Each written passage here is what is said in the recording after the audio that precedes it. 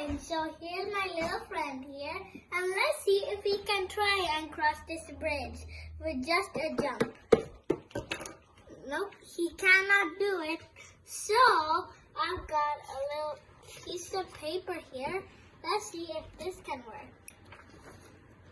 Now, let's see if he can do it. Nope, still doesn't work. But what if I fold the paper? So I have some fold right here. And now let's see if he can cross. It works, but let's try something a little bit heavier. Like, let's say the star set. Can this try? So, replace it. It can even hold this weight of the star set. Whoa! That's amazing.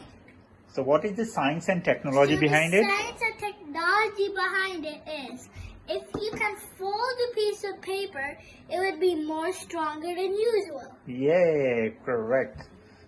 So this is how you can make a paper bridge, Yes. which holds more weight and is Yes. more strong. Yeah, it will be more stronger than just a single piece of paper, Yeah. which cannot hold even a penny too. Yeah.